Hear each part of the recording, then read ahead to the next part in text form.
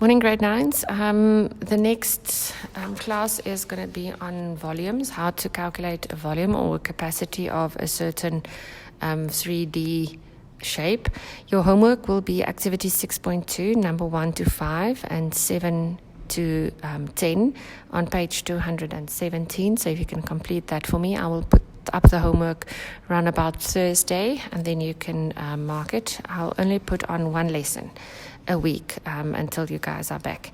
The first thing that you have to remember about calculating volumes, you have done this before, is to get your units the same before you do the calculation. That is quite important because there are three things that are being multiplied with each other.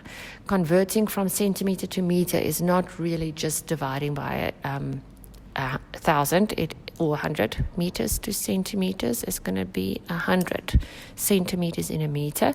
So it's actually going to be 100 to the power of 3. So it's 1,000,000 that you will have to divide with. So please do the units, get it in the correct unit before you do the calculations. That's quite important. And have all the units the same. Centimeters, everything must be centimeters, everything in meters before you do the calculation. Now the next thing that we're going to talk about is the floor and the roof of the three-dimensional shape. Now if I take this thing that's lying around here, it's my roof and my floor.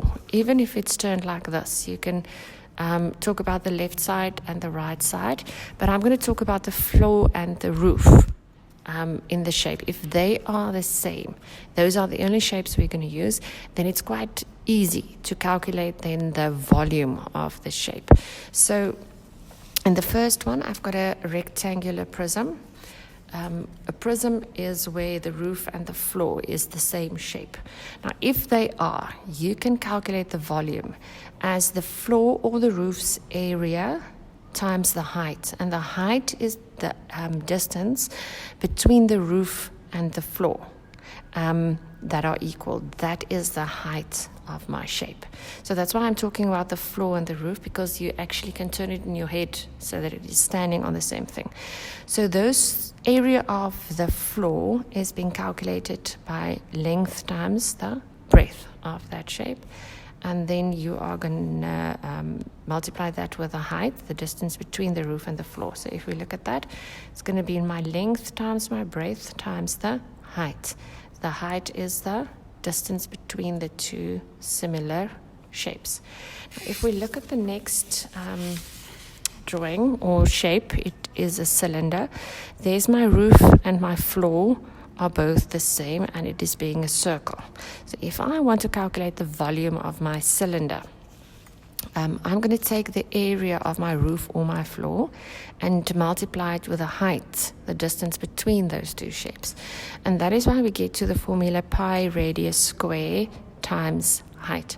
So it is the area of my similar two shapes, which are my floor and my roof. There goes the bell. I'm just going to wait for the noise to pass. So it's the two roof and the floor that are the same, that one's area, but only once, not twice, okay, times the height. That will give me my volume of my cylinder. And the volume, as I said, would be whatever unit you are using to the power of 3, because I'm multiplying it twice, 3 times, cubic centimeters or cubic meters or cubic millimeters. Now, if we talk about capacity, capacity can be indicated normally in milliliters, liters, or kiloliters, and how to convert from centimeters or meters to one of those volume formula units. The following things are important, or is the benchmark that we use, the conversions. It's on page 216 in your textbooks. 1 cubic centimeters, it means there's one block that is a centimeter by a centimeter by a centimeter big, and that is 1 milliliter. 1 liter is 1,000 milliliters. 1,000 liters is 1 kiloliter, and 1 kiloliter is 1 cubic meter. There's nothing between centimeters and meters that will be able to indicate the liter capacity. But if you remember, the centimeters is millimeters, cubic centimeters, sorry, and cubic meter is a kiloliter.